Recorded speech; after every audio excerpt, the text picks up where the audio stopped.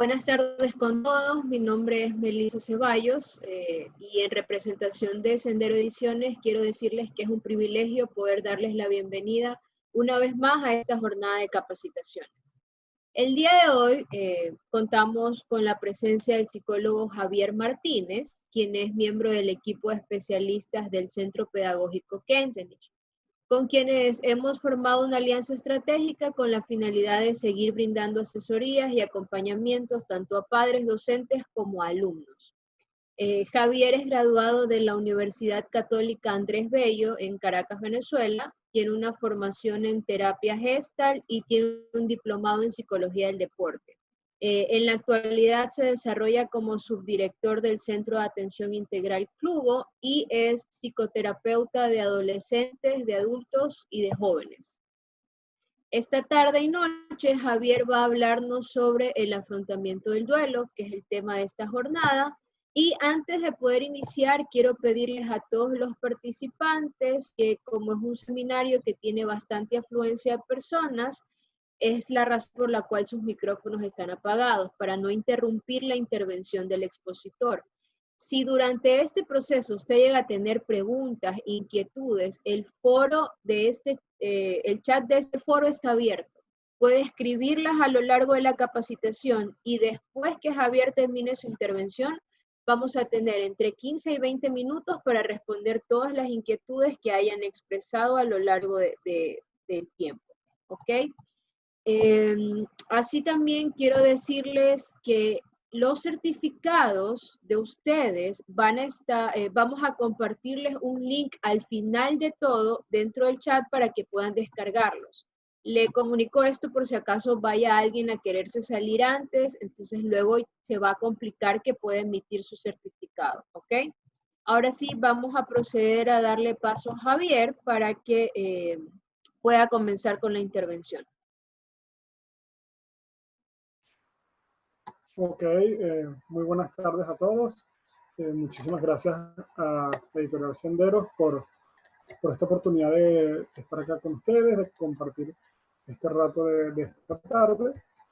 Y bueno, vamos a tocar un tema bien importante como es el tema del manejo del duelo.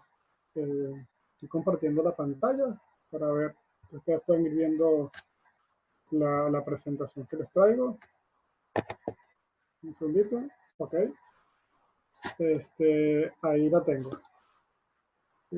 Bueno, ante todo, y nuevamente dando las gracias a Melissa, un detallito que a veces nos pasa. Soy terapeuta de adolescentes y adultos jóvenes. No me meto mucho con los adultos más grandes, eso se los refiero a otros colegas, pero sí trabajo un poco lo que es la conexión de la infancia a la adolescencia y de la adolescencia cuando vamos tocando ya un poco la parte adulta, ¿no? Pero hasta ahí. Y en esa experiencia es que he tenido algunas cosas que les vengo a presentar hoy sobre cómo manejamos el duelo en niños y en adolescentes y qué herramientas podemos necesitar y podemos poner en práctica para elaborar el duelo de una forma sana, que al final es la meta que vamos a tener. ¿Okay? Entonces, para empezar, vamos a hablar de qué es el duelo. El duelo es una palabra que son muchos los psicólogos que nos gusta poner estos nombres a las cosas. Duelo es la reacción emocional natural que sentimos ante una pérdida. ¿Okay? Cada vez que tenemos una pérdida importante en nuestra vida, presentamos una reacción que es lo que llamamos el duelo. El duelo no se limita solamente a lo que es la pérdida de un ser querido, a una muerte, un fallecimiento, sino que muchas situaciones en la vida representan un duelo. Y desde pequeños estamos expuestos a los duelos y puede ser un poquito incongruente a veces si se quiere, porque estamos expuestos a muchos duelos desde pequeños, sin embargo, no lo tenemos como, no nos damos esa oportunidad de irnos empapando en cómo abordarlos, porque hay una relación particular que vamos a tocar en unos minutos que tenemos con el concepto de muerte, ¿no? Pero bueno, por ir presentando, cuando les digo que muchas situaciones en la vida representan un duelo, aquí les pongo unos ejemplos, una mudanza puede representar un duelo, especialmente en niños, cuando estamos pequeños y tenemos toda nuestra vida viviendo en una casa y nos mudamos a otra. Ese cambio de dejar ese lugar seguro que conocíamos en nuestro hogar, en nuestro cuarto, inclusive nuestra habitación, es un duelo. Y muchas veces a consulta nos llegan niños con algunos elementos emocionales que están complicados. Y una de las primeras cosas que preguntamos es si no ha habido cambios importantes en la vida. A veces puede pasar que fue, mira, el niño no puede dormir bien desde que nos mudamos. Pues, un elemento ahí que se conecta, ¿no? Una ruptura en una relación de pareja, un divorcio, es un duelo, una pérdida. El divorcio es un duelo tanto para la pareja cuando termina ese matrimonio que se acaba, como para los hijos, el perder ese núcleo familiar que estaba constituido y que era el lugar de origen, como tal, cambia y eso representa un duelo. A veces no lo pensamos, pero perder un trabajo de muchos años puede ser un duelo. Cuando nos jubilamos, es un duelo, porque estamos perdiendo algo que habíamos hecho toda la vida. Personas que a lo mejor se pase 30, 35 años trabajando, y ya se jubila, quedan vacíos. ¿Qué hago ahora? ¿No? ¿Qué soy ahora sin esta parte de mi vida? Entonces, muchas veces podemos entrar en una tristeza y es por el duelo de la jubilación. Para los padres, cuando los hijos se van de casa, es un duelo. Lo que vamos a decir, síndrome del nido vacío. Tenemos una cantidad de años criando a nuestros hijos, viviendo con ellos, cuidándolos, y en el momento en que se van, y ahora, ¿qué hacemos con nuestra vida? Nos vemos los esposos de nuevo, y ahora, ¿qué hacemos con todo este espacio, esta casa? Se nos fue algo, es un duelo. Y por supuesto, la muerte de un ser querido, ¿no? Que va a ser un poquito más el tema de hoy, pero planteando todo esto, el cambio crea una pérdida cuando nos cambiamos de casa, cuando cambiamos de relación, cuando pasamos de estar casados a estar divorciados, cuando pasamos a tener trabajo a estar jubilados. Javi, disculpa que te interrumpa. Lo que pasa es que la mayoría de personas me dicen que no se está escuchando bien. No sé si puedes sacarte los audífonos, quizás sea eso. Ok, gracias. Voy a probar. Hice una prueba antes y sonó bien, pero ya los quité. ¿Se escucha mejor así? Sí, se escucha mucho mejor así. Ajá. Ok, bueno, gracias por avisar. Entonces, bueno, es decir, este cambio en la vida crea una pérdida, porque perdimos, nos decía, una relación, perdimos un lugar, un trabajo, y lo que nos duele, el dolor de esa pérdida es lo que llamamos duelo. O sea, eso nos vamos a enfrentar.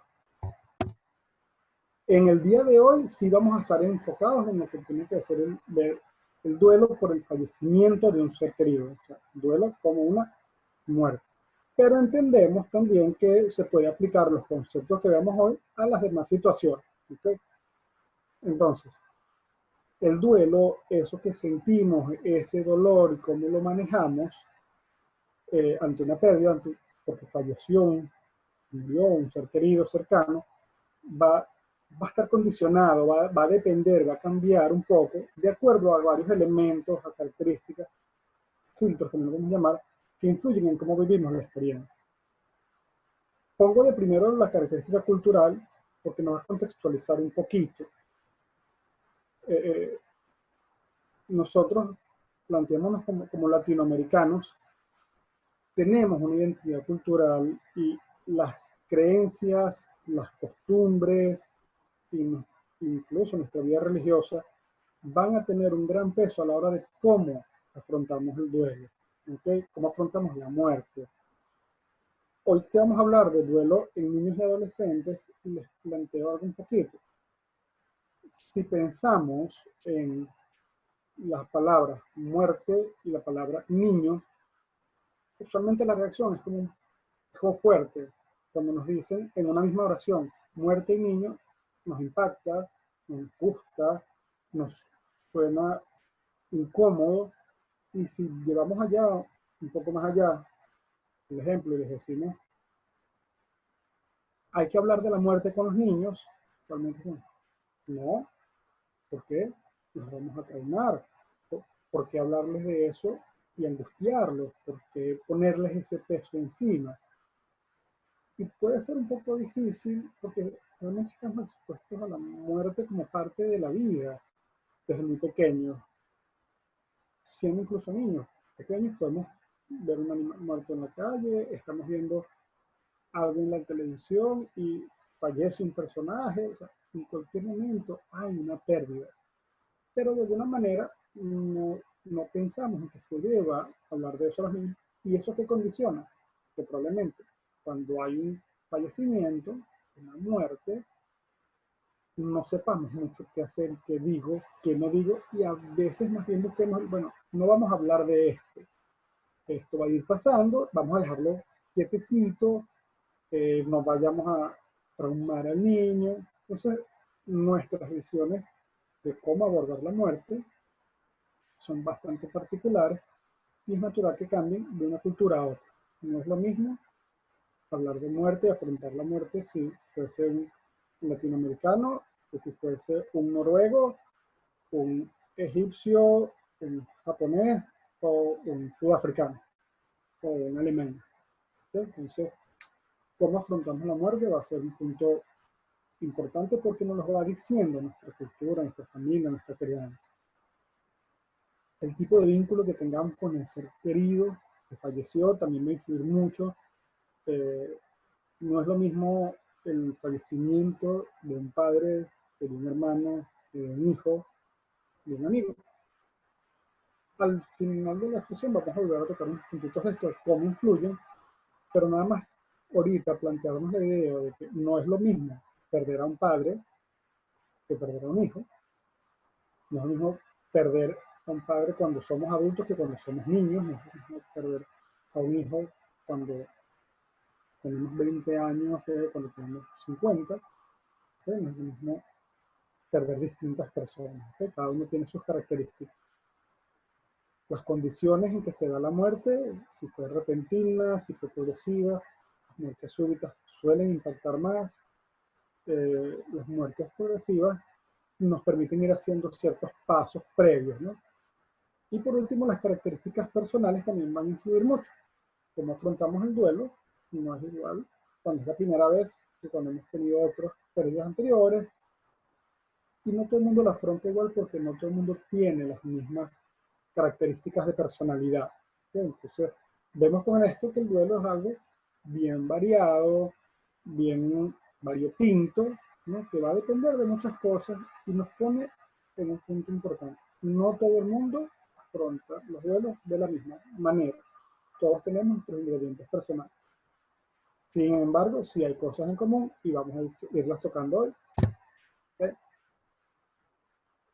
¿Qué necesitamos para poder afrontar un fallecimiento, una muerte, para poder comprenderlo? Tenemos que poder manejar varios conceptos. En primer lugar, el concepto de disfuncionalidad y de corporalidad. ¿Qué significan esas palabras tan extrañas? Lo primero que necesitamos entender es que la muerte se da porque el cuerpo deja de funcionar. Es decir, el cuerpo falla y pierde la vida como condición biológica. Se para un niño, y aquí planteémonos entonces la visión desde muy pequeños, para que un niño pueda entender que es la muerte, tiene que entender que esa persona tiene un cuerpo, el cuerpo dejó de funcionar. Y deja de funcionar y que entonces ese cuerpo ya no es un cuerpo vivo, obviamente, pero esto significa que ya no se mueve, que ya no siente, que esa persona que yo quería ya no está en ese cuerpo porque el cuerpo ya falleció, ya no funciona, no es que lo puedo despertar. Y veremos en algunos momentos y podemos tener ejemplos que hemos escuchado de niños pequeños, tal vez vamos a preguntar, y ya no le duele, y si tiene frío, por ejemplo, falleció el abuelo, ¿no? Ya el abuelo está descansando, papá, y si le da frío al abuelo, no, el abuelo está en el cielo. Entonces a veces los niños más pequeños van a hacer preguntas de este tipo porque tienen todavía esa conexión que están empezando a entender de que, bueno, que ese cuerpo ya no siente, ya no se mueve, ya la persona no está en el cuerpo, ¿no? Ese es el primer paso que es necesario a nivel intelectual de poder entender. Segundo, la universalidad. Entender que la muerte es universal quiere decir que le pasa a todos. Es uno de los puntos que nos toca, porque incluso hasta los adultos vamos manejando la muerte, pero siempre sentimos que le puede pasar a los demás, no que nos va a tocar a nosotros. Y hasta que no es cercano, ese fenómeno es como que, bueno, está ahí, le pasa a otras personas, pero no a mí. Como niños, cuando vamos creciendo, poder comprender la muerte es entender que todos mueren. Nuestras mascotas se mueren, plantas se mueren, las personas fallecen también. Así que todos van a fallecer. Incluso en algún momento más adelante en su desarrollo, entienden que ellos van a morir también en algún momento, ¿no? Entonces entender que es universal para todos. Y tercero, perdón, es inevitable. No podemos evitar la muerte. Por más que estamos en una época donde la ciencia se dedica mucho a prolongar la vida y la expectativa de vida cada vez es más larga y la medicina nos lleva a poder conservarnos mejor, no somos inmortales. Por más que nos cuidemos, podemos llegar a los 150 años en un momento, pero no podemos evitar la muerte. Entender que la muerte es inevitable es el tercer paso. Y por último, que es irreversible, que la muerte no se regresa. Entonces un niño necesita entender que la muerte es final. En algunos momentos, y es una defensa que ahorita les explicaré, podemos escuchar en los niños más pequeños, ¿y cuándo va a regresar? Pues falleció abuelo, falleció papá, mamá, un hermano, quien haya fallecido, y él va a volver. Nosotros ya hemos explicado que había fallecido. Tal vez ese concepto de que es irreversible todavía no está asimilado por completo. Entonces, es algo que se va a trabajar. Estas características que les nombro acá, estos conceptos, que nos dicen, bueno, obviamente que requiere de una capacidad de madurez y de razonamiento para poder entenderlos. Por eso, cómo manejamos el duelo depende de la edad, no solo de la edad física, sino del nivel de desarrollo. Un niño muy pequeño, obviamente, no va a manejar los conceptos porque no tiene la madurez cognitiva todavía. ¿Sí? Entonces, no podemos esperar que un niño de 2 años, por ejemplo, entienda todos estos conceptos, sino que es progresivo. Entonces, les voy a explicar un poquito algunas características en grupos de edad. Los niños de 2 a 5 años, ¿cómo se presenta el duelo en ellos? Bueno, de los 2 a los 5 años no tenemos todavía toda la estructura mental que nos permita manejar esos conceptos. Conceptos como el tiempo, como la muerte, la temporalidad no la tenemos muy clara todavía. Entonces, entender que es irreversible, que es universal, no lo podemos consolidar. Por eso en estas edades es que podemos ver esas preguntas de si el abuelo ya murió, por ejemplo, tendrá frío, cuándo va a volver, y será que él me escucha en el sentido más físico, por ejemplo, que creemos que es algo que es irreversible, que se puede evitar, y si yo me porto bien, me puede volver. No está consolidado el concepto de muerte, ¿no? Entonces, para ellos, la muerte no es final, es reversible. Muchas veces, entonces, se piensa, como les decía, por ejemplo, que puede volver la persona, y muchas veces desde los poderes mágicos. Si yo me porto bien, él puede volver. Si yo rezo mucho, ya no va a estar muerto. Y es una característica que es propia de la edad. Eso también nos invita a reflexionar que teniendo un niño de estas edades, no es para caerles encima, entonces a decir, no digas eso, es una locura. Hay que entender que es el pensamiento natural de su edad. Y una de las cosas que vamos a ver, sobre todo al final, en cuanto a qué hacer, es mucho de validar las emociones, aunque a veces nos toque contradecir un poco alguna noción, algún pensamiento, siempre podemos dar validez a lo que siente el niño. Pero bueno, de esos 2 a 5 o 6 años, más o menos, vamos pasando a lo que son de los 7 a los 9. No es que es rígido, ¿no? De 6 a 9 se van solapando un poco estas etapas.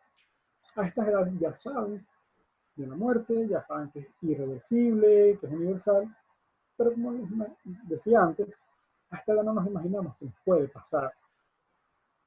A esta edad sabemos que existe la muerte, pero siempre como algo muy lejano, a menos que nos toque. Y un ejemplo muy fácil de entender es que un niño de 7, 8, 9 años puede entender, por ejemplo, que a un compañero de la escuela se le murió el abuelo. Y puede entender que él esté triste porque su abuelito falleció. Pero al compañero, aunque él pueda tener la empatía, no es probable que en ese momento todavía piense, mi abuelo también se puede morir. En el momento en que nos toca personalmente, es que caemos en cuenta de que estamos todos expuestos a fallecer.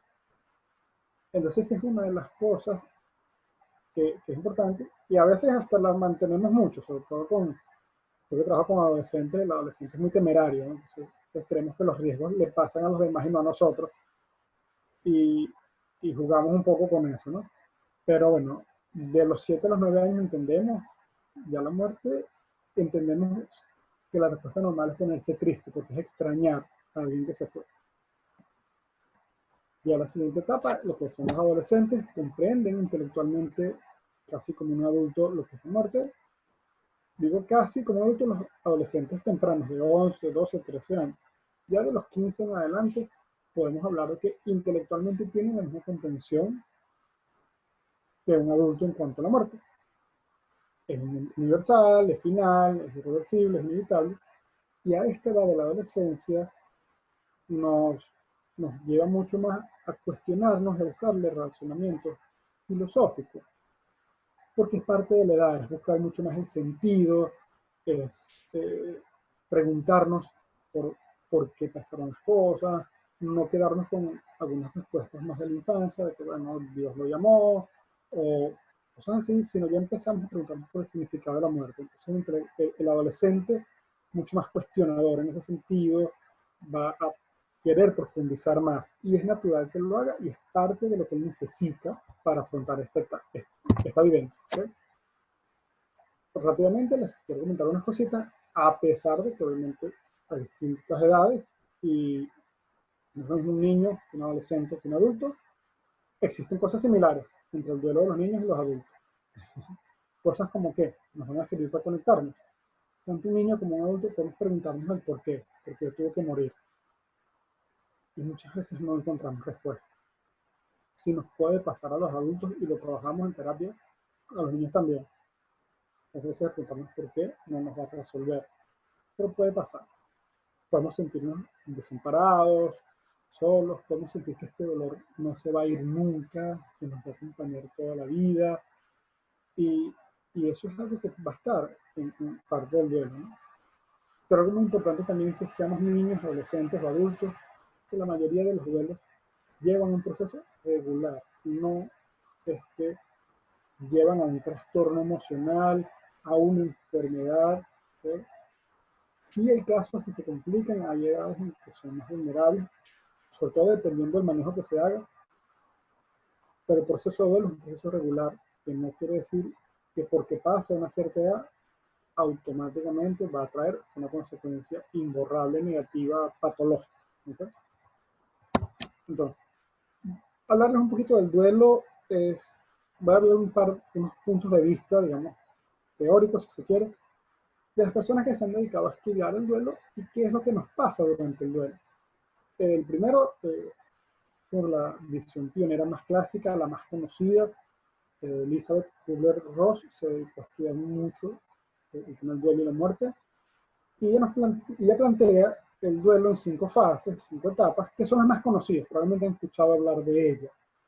En primer lugar está la negación, momento inicial en que ante la muerte no lo creemos, no puede ser, no está muerto. Pero mira, falleció, ¿no? No, él está bien, es una confusión, él va a venir, se llama la situación, ¿no? Entonces, ¿Qué sucede aquí? No se puede aceptar la pérdida y la negación es una defensa ante el dolor tan intenso, tan grande, que uno no lo puede manejar. Y la única forma que tiene de defenderse es negar esa realidad. Y es una respuesta inicial. Y una vez que ya no se puede sostener esa negación, que ya es inevitable darse cuenta que se contacta realmente, y poner un ejemplo, el cadáver ya se corrobora. Cuando no se puede sostener la negación, viene la ira, una respuesta de rabia, furia, de enojo, que se suele expresar muchas veces hacia los demás, hacia el fallecido, por haberse ido, hacia el causante, que creemos que fue el causante, en caso de una enfermedad, hacia un médico, o hacia la persona que fue involucrada, si fue un accidente, hacia muchas personas, pero la ira pasa a vaciarse en el afuera. De una negación pasamos a una etapa de ira, de mucho enojo, para luego dar pie a una etapa de negociación, donde baja la rabia y lo que entra es como esa frase: Dios, ¿por qué no me llevaste a mí? O sea, te ofrezco mi vida, o sea, llévame a mí, devuélveme a mi hijo, dar la vida a él, porque no haya muerto él, o sea, yo te doy mi vida. Eso es como una negociación que se hace. ¿Por qué? Porque lo que se necesita es buscar una nueva oportunidad. Lo que estamos buscando es, hago lo que sea, pero para que esta persona vuelva. Y como la frase más típica que se escucha por los padres, ¿no? Hubiese dado mi vida por mi hijo. Hubiese preferido haber muerto yo que falleciera él. Entonces, esa es una etapa también, que luego da pie a una etapa donde cae lo que es la depresión, no en el sentido clínico de un trastorno depresivo, sino la fase de decir, ok, no vuelve, es irreversible, y no me queda otra cosa que la tristeza que me deja la pérdida. Y cuando se toca esa etapa, cuando más se mueve el dolor. Y luego, finalmente, se llega a la etapa de la aceptación, donde la persona comienza a hacer los ajustes necesarios para prepararse y seguir adelante con su vida, sin el ser querido que falleció. Inicialmente, esta autora las planteaba como una tras otra. Luego de investigaciones y modernizaciones, hoy en día se plantea de manera circular. ¿Por qué? Porque es que no son pasos sencillos que una vez que avanzas no puedes regresar. Pasamos por todas las fases, no todas las personas pasan en el mismo orden. Hay personas que no atraviesan una etapa de negación, pasan solo la ira, hay quienes no experimentan una etapa y pasan a la otra, o regresan y no están en el mismo orden. Entonces después se le fue flexibilizando un poco esta postura teórica, ¿no? Entendiendo que pasamos por todas las etapas. De esa visión, una de las críticas que se hizo es que era un poco creer que la persona simplemente tenía que esperar que pasara tiempo para pasar de una etapa a la otra. Entonces, el doliente era un ser muy pasivo. Warden, como un autor que modernizó un poco la visión, nos planteaba que, mira, esto es un proceso dinámico, la persona está involucrada, está activa y hace cosas, no está solamente esperando que se le venza el tiempo. Bueno, ya tengo 3 meses en esta etapa, me toca pasar a la siguiente. Sino que elaborar el duelo, crecer y poder superar la pérdida depende de las cosas que haga, no solo del tiempo que pasa. Y él, cambiando un poco la visión, nos habla de unas tareas. Él dice que ante el duelo, las personas tienen que hacer 4 tareas, 4 deberes que deben afrontar y poder realizar para poder sanar el duelo. Y en el primer lugar está aceptar la realidad de la pérdida, que tiene sentido con lo que se dijo antes de la etapa de negación. Tengo que poder aceptar que es real, que no es una mentira. Yo no puedo subsanar el dolor de un fallecimiento que creo que no pasó. Entonces, por supuesto, aceptar la realidad es un primer paso. ¿Okay? Y la siguiente tarea, bueno, es trabajar las emociones. Trabajar las emociones nos referimos a poder expresar el dolor y todo lo que mueve la pérdida. Que es tristeza, rabia, que es culpa también muchas veces, ¿no?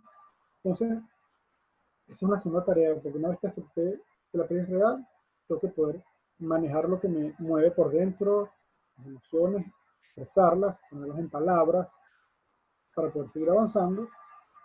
Y luego, ¿qué toca? Toca adaptarse a una vida en que la persona que falleció ya no está. Y, y aquí les voy a poner un comentario de una persona que yo estoy atendiendo, pasó desde hace años y casualmente ahorita en estos tiempos de cuarentena, falleció su madre.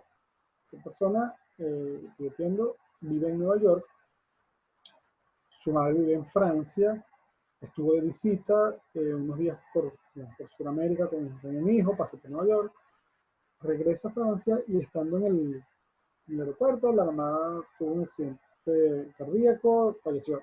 Entonces, en las sesiones que hemos estado teniendo, una de las cosas que él me dice, él tenía una costumbre de todas las mañanas enviarle un mensaje a su madre cuando se montaba en el carro para ir al trabajo. Entonces, mamá, bendición, aquí estoy llevando a las niñas al colegio, que tengan un feliz día. O sea, le mandaba una nota de voz con sus hijas o una foto. Y una de las cosas que él cuenta ahorita es que me estoy acostumbrando a que ya tengo que llevar a mis hijas al colegio y no puedo mandar ese mensaje. Y me estoy haciendo la idea de que ese mensaje ya no lo voy a hacer más nunca. Y tengo que seguir viviendo. Tengo que seguir yendo al trabajo, seguir llevando a mis hijas al colegio, pero ya no vamos a mandar ese mensaje más nunca. Y es un poco eso, es un poco la idea de que entiendo que en mi vida ahora hay un espacio que está un poco vacío por esa persona y me adapto a esa realidad de que esa persona ya no está, no le sigo mandando un mensaje, no sigo haciendo cosas como si estuviese vivo, ¿no? Entonces esa es como la tarea y en el caso de él esa frase siento que fue muy ejemplar. La última tarea que nos plantea este autor es recolocar emocionalmente el fallecido y continuar viviendo.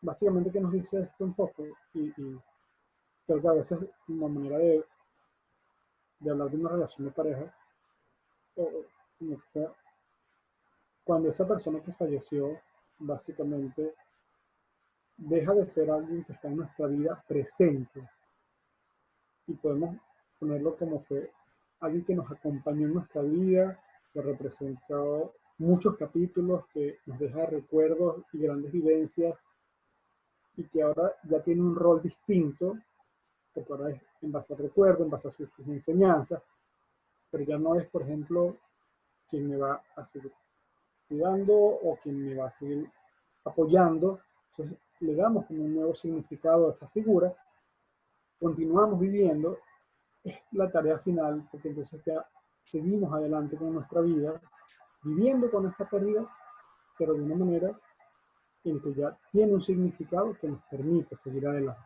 ¿Okay? Y finalmente, tomando estas dos visiones anteriores, les planteo esto que es como una manera que usamos en la psicoterapia con los niños y los adolescentes para ver un poco el duelo. Bueno, algunas reacciones, ¿no? Como reacciones iniciales de shock y negación, mezclando un poco las visiones anteriores, que básicamente es que ante una pérdida la respuesta inicial es de no creerlo, que no puede estar pasando, nos paralizamos o sí, se murió, pero estamos totalmente inmóviles y ahora qué va a hacer con mi vida y qué va a pasar, un miedo terrible, negación, unas reacciones que vienen después de confusión y dolor, donde podemos hablar de la ira, de la tristeza, la negociación, el expresar todo lo que nos mueve, hay llanto, hay angustia, irritabilidad, nos cambia mucho el ánimo, las emociones, y por último lo que viene a ser las reacciones de aceptación, de crecimiento sano, que es cuando se elabora el duelo, la resolución. Esto, al final de cuentas, lo que nos quiere decir es que el duelo no es un proceso lineal, no es que vamos subiendo todos los días un escalón y del mismo tamaño, dentro de 3 días voy a estar 3 pasos más adelante que lo estaba hoy, y dentro de 10 días estaré 7 pasos más adelante de lo que estaré dentro de 3. El duelo tiene altibajos naturales, el duelo en momentos de tormenta, en momentos de calma, en días buenos y en días malos, hay días en que estamos enojados, hay días en que estamos más en paz, hay días que estamos tristes, y es natural. No quiere decir que si tengo 3 días buenos y de repente amanecí muy triste porque me acordé de algo, estoy echando para atrás en el duelo. Es el proceso.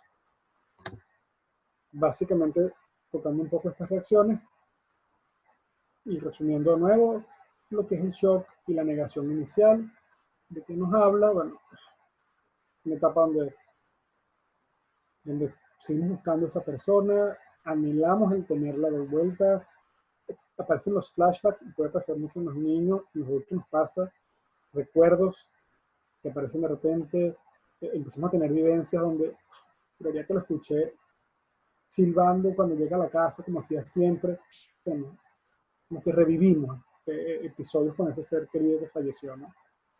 Una de las cosas que cuesta es pensar que, bueno, ¿cómo es posible que se haya muerto si yo lo quería tanto? Es una de las cosas que nos mueve inicialmente una pérdida, y donde lo más difícil es poder lidiar con la magnitud del dolor, porque no estamos preparados para perder un ser querido. ¿Sí? Muchas veces, por evitarlo tanto, cuando lo sucede, es muy difícil de manejar. Y la mayor trampa en la que podemos caer es tratar de quitar ese dolor, tratar de negarlo, tratar de hacer algo que lo elimine. Entonces, mucho cuidado porque el dolor hay que vivirlo, ¿sí? No decir pasivamente, pero sí es algo que necesitamos poder sentir, sobre todo en los niños. Una costumbre muy cultural es, desde pequeños, cuántas veces podemos escuchar, no llores, no te pongas así, no digas eso. Y si se trata de un duelo, más aún lo difícil que puede ser escuchar, ¿no? Que sentimos y no tenemos derecho a sentir, nos pueden cortar esa emoción. Las reacciones de desorganización y de confusión, bueno, etapa muy movida donde la culpa y la rabia van juntas.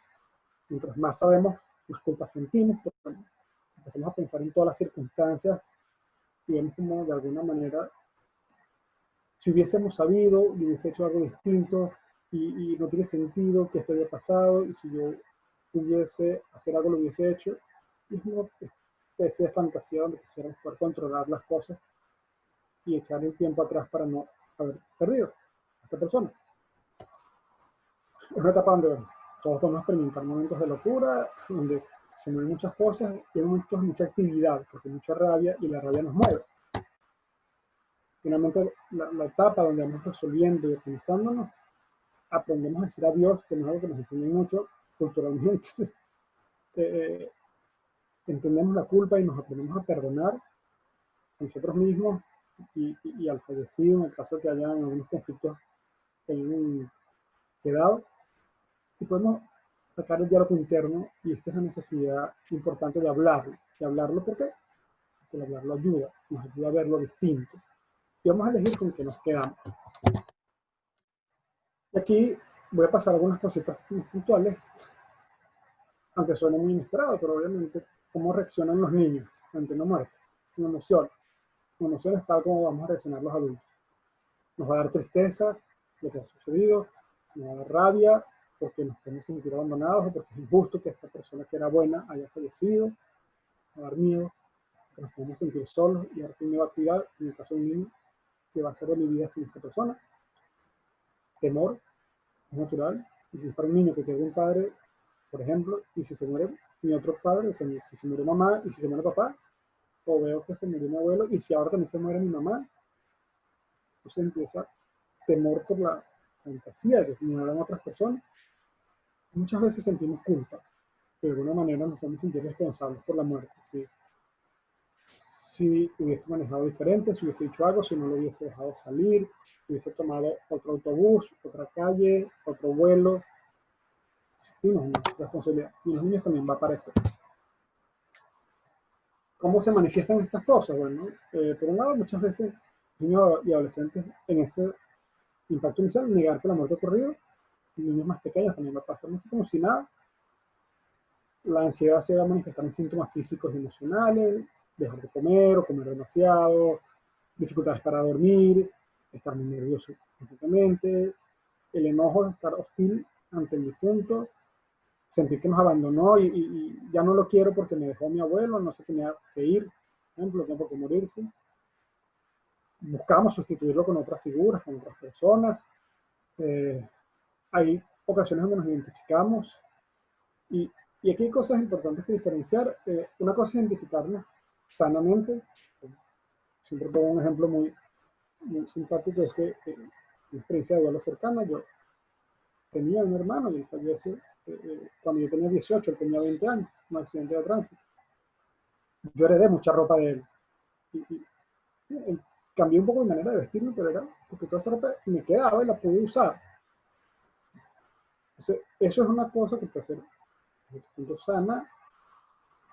¿Cuál es la señal de alarma? Cuando empezamos a asumir identidad del distinto, que yo cambio mi manera de ser por completo, me he visto distinto, pero ahora por un estilo diferente, o sea, pierdo lo que yo era y empiezo a actuar de una manera distinta, cambio mi profesión, cambio, en el caso de niños, por ejemplo, cambian gustos, cambian el comportamiento completo de una manera marcada. Eso es una señal de alarma, que puede pasar, pero hay que estar pendiente de cuándo es identificarse como algo sano. Voy a hacer cosas que me recuerden mi abuelo, mi papá, mi mamá, a decir, es que ahora yo soy él, ¿no? Yo tengo que hacer lo que él hacía.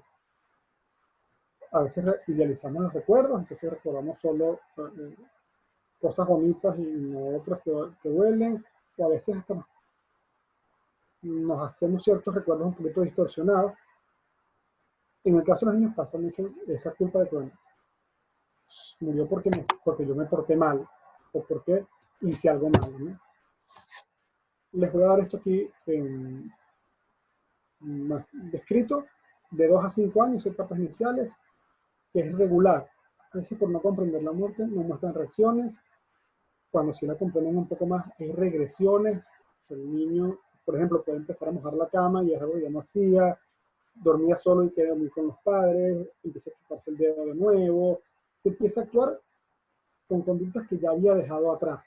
Es una reacción natural que puede pasar ante el duelo. ¿Okay? Pregunta mucho, y cuando vuelve, se pueden asustar si ven cómo reacciona el entorno de una manera muy intensa, si ven a las personas llorando, gritando desconsoladamente y no terminan de entender, se asustan, y aparece un poco el deseo de reemplazo, ¿no? Entonces, bueno, quiero otro abuelo o un niño espera que algo perdió, por ejemplo, papá, le dice a la mamá, mamá, ¿y cuándo voy a tener otro papá? Y si me buscas otro papá, es una reacción que existe dentro de lo regular, ¿no? ¿Cuándo son señales de alerta? Cuando la ansiedad de separación, de no estar sin papá o sin un ser querido cercano, es intolerable, dura mucho tiempo y les cuesta mucho, incluso que vuelvan a la rutina, vuelvan a su jardín de infancia, escuela, pero siguen teniendo mucho miedo a quedarse solos. Es una señal de alarma. Y estos comportamientos regresivos, si se mantienen mucho tiempo, 3 meses, 4 meses, ya empieza a llamarle la atención.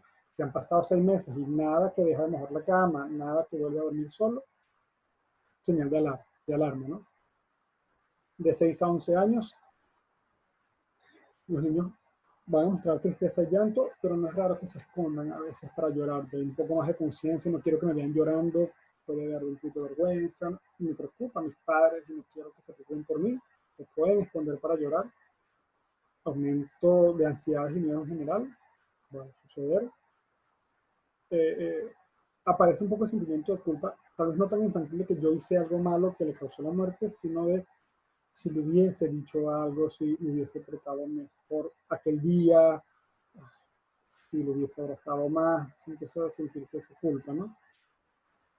Naturalmente pueden parecer muchas dificultades de conducta, ¿no? En los niños es muy usual que las grandes tristezas se manifiesten como grandes enojos. O sea, estar irritables, estar más peleones, más desafiantes, puede ser muy frecuente en niños de esta edad de la infancia. Bajar las notas, rendimiento escolar, querer asumir muchas responsabilidades, a veces son los que tienen sobrecompensar, entonces, bueno, voy a hacer más cosas en casa, para que todos se sientan orgullosos de mí. Entonces, asumo lo que hacía mi papá, mi abuelo antes. Entonces, esa parte va a suceder. Es esperable. Cuando se señal de alarma, cuando el rendimiento escolar no se recupera y se mantiene siempre bajo, cuando las alteraciones conductuales ya son muy problemáticas, no es que responde feo, es que se está entrando a golpes todos los días con compañeros, cuando la ansiedad de nuevo es muy alta y es permanente, cuando aparece el discurso es que quiero estar con él, lo quiero volver a ver, deseo reunirse, está presente, ya a esta edad hay que abordarlo, ¿no? Y como les decía, adoptar el comportamiento, la vestimenta del difunto, pero de una manera espontánea, no porque, como decía, yo heredé las camisas y no hay que botarlas, no tenía las camisas de mi hermano, pero es que ahora me empiezo a vestir como le gustaba vestir, entonces cambio espontáneamente la manera de hacerlo, no por una circunstancia externa, sino por algo interno. En la adolescencia, sentimientos de tristeza, de rabia, culpa y miedos son más similares a los del adulto, cuesta expresarlo, el adolescente es más impulsivo, puede pasar de no decirlo a decir demasiado y a ser muy explosivo, aumentan los momentos de riesgo y eso puede ser, ahorita paso a la señal de alerta. Es natural que se refugien mucho en sus pares más que en la familia y es usual esta edad que es importante que ellos puedan decidir si quieren o no participar en los rituales, ir a un velorio, ir a un funeral, ir al cementerio, que ellos ya quieran decir, que puedan decir quiero ir, que no, yo no quiero ir, ya tienen la capacidad de decir y eso es parte de elaborar el duelo. Cuando es preocupante, cuando empiezan a faltar al colegio se escapan, o sea, más que un bajo rendimiento, un absentismo escolar es importante como señal peligrosa. Caer en conductas de riesgo de consumir sustancias, fumar, cigarrillos, alcohol, drogas, incluso la precocidad sexual, como conductas que compensan un poco el vacío, que van a llenar ese dolor, son señales de alarma. ¿Okay? Entonces, de unas cositas que les comenté al principio, voy a pasar a detallarlas un poquito más. Características que hacen que el duelo se complique más. Como decía, las muertes súbitas y repentinas propician más que el duelo sea difícil de elaborar, que cuando la muerte nos dé tiempo o chance de irnos preparando. Muertes múltiples, si fallecen más de una persona, por supuesto lo hace más difícil. Y la causa de la muerte no es un fallecimiento por causa natural, cuando es accidental, cuando fue un desastre natural, un homicidio, un suicidio, hace que sea más difícil trabajar la pérdida, ¿no? La relación, si fue conflictiva, eso deja sentimientos de deuda y de culpa y eso hace que se complique más. Si yo estaba en paz con el ser querido, puedo elaborar mi duelo más sanamente que si fue una relación de mucha pelea y al final me queda eso, pues, si hubiese sabido que iba a fallecer, quisiera echar el tiempo atrás y cambiar tantas cosas, no le demostré cuánto lo quería realmente, eso complica el duelo, ¿no? Cuando hay una dependencia emocional o económica, eso hace que sea más difícil afrontar las emociones. Cuando hay un historial de pérdidas complicadas, por supuesto, no es que ganamos experiencia, sino las pérdidas previas fueron difíciles, se suma la dificultad, ¿no? Personalidad en cuanto a unas poco expresivas, pocas personas muy cerradas y muy pesimistas, cuando hay historia de supuesta enfermedad mental, y cuando el entorno, la red de apoyo, amigos y familia, no es sólida, eso complica. Al contrario, obviamente, cuando es algo protector, que son circunstancias que ayudan, si es una persona con una característica de ser optimista, de expresarse afectivamente, eso ayuda.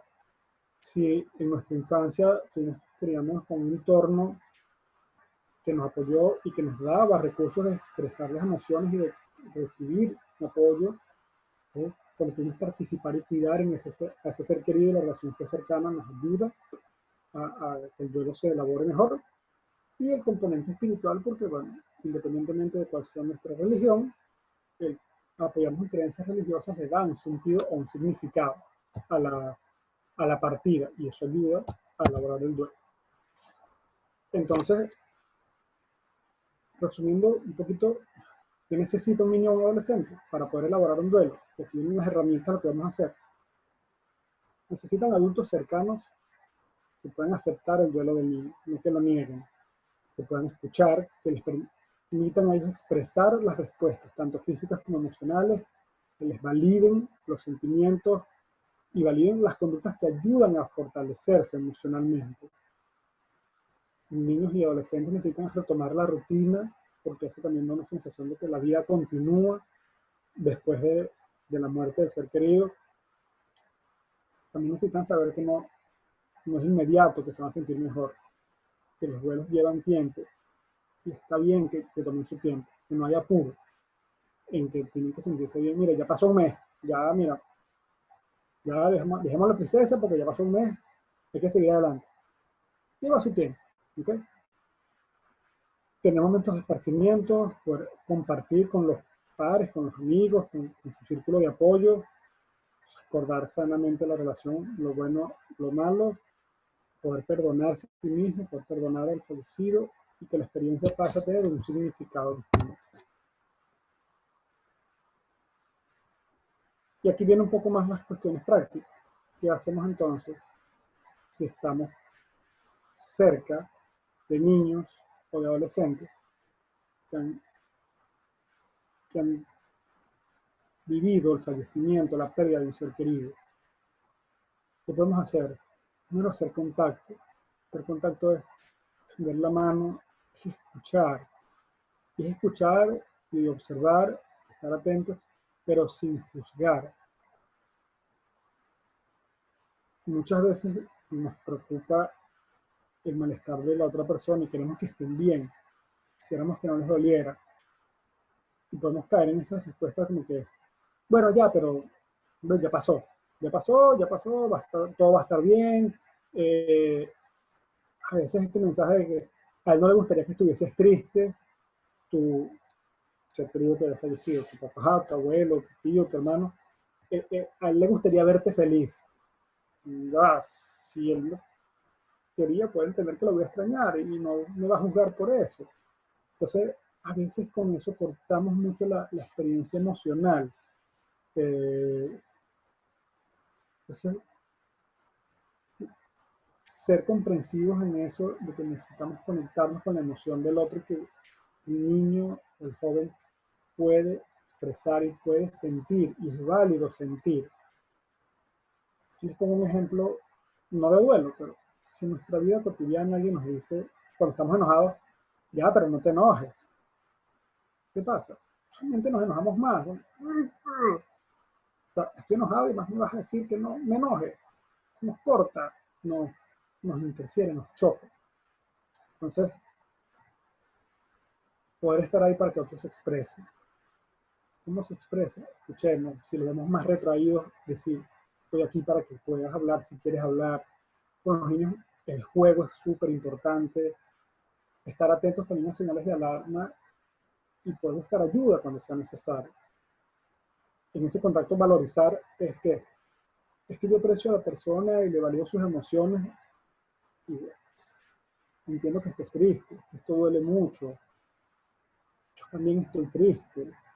Yo también estaría muy molesto en estas circunstancias. Una cosa que hacemos importante es diferenciar la emoción de la conducta. Tú puedes estar muy triste, puedes estar muy enojado porque el abuelo murió. Tal vez eso no te da permiso de romper las ventanas. Entonces, el tema de la conducta es lo que tenemos que limitar. No puedes romper las puertas a golpes porque estés enojado. Pero sí tienes derecho a estar enojado porque te duele que se haya ido. Entonces, eso es importante y conectarnos. Y aquí es ser humanos en el sentido de, si yo logro conectar mis sentimientos con los de la otra persona, si yo le demuestro al niño o al adolescente, yo entiendo lo que está sintiendo, yo siento lo que él está sintiendo, que me está transmitiendo, creamos un vínculo, eso hace que no se sienta solo y que pueda elaborar el duelo. Sin ser terapeuta, el apoyo que podemos necesitar es siempre ahí. A veces necesitamos un amigo para desahogarnos, es alguien que nos acepte y no nos juzgue. Se trata de escuchar, de aceptar, validar y de respetar, siempre fomentando la expresión. Y esto, ¿qué nos dice? Que tenemos que respetar y aceptar y validar, porque es un proceso difícil. Como decía antes, no va en línea recta. Hay tropiezos, nos podemos caer, y lo que necesitamos es apoyo a levantarnos cuando nos caigamos. A una persona que perdió un ser querido necesita el apoyo en esos momentos de los días bajos para volverse a levantar, porque va a costar. Entonces, si entendemos esto, vamos a hacer una diferencia importante, que es que nosotros podemos acompañar a alguien en el dolor, podemos apoyar en el dolor, pero no vamos a sanar el dolor. No se los vamos a curar, porque es natural que duele, y cada quien tiene que elaborar su proceso de duelo.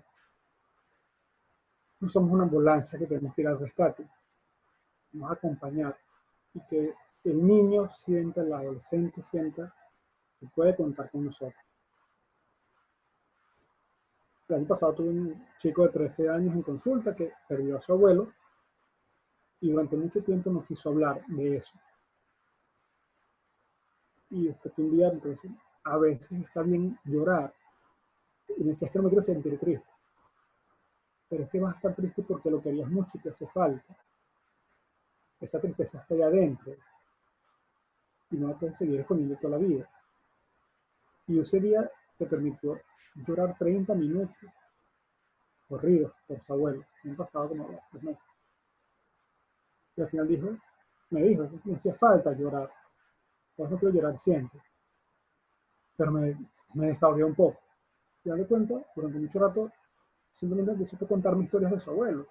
Lloraba y se acordaba cuando comían helado juntos, este tipo de cosas. Entonces al final no tenemos que ser psicólogos, psicoterapeutas para ayudar a alguien en el duelo, para acompañar.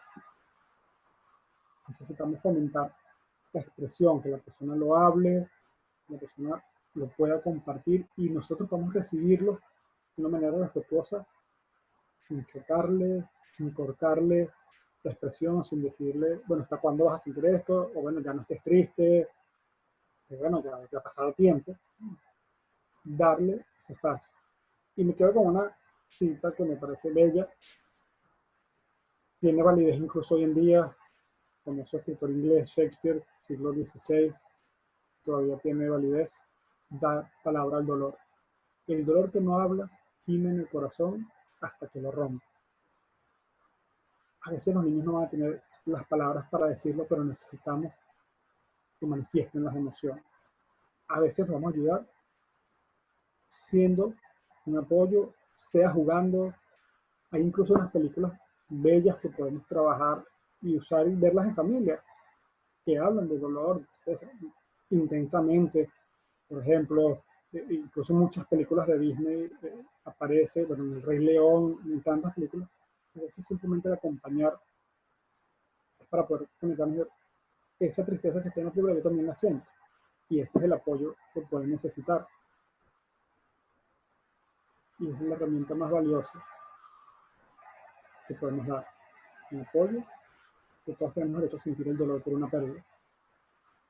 Y si no nos quieren hablar, podemos respetar, pero entendemos y estamos dispuestos a estar ahí cuando el niño o la adolescente lo necesita. Y si se nos sale un poco de las manos, no dudar en buscar ayuda.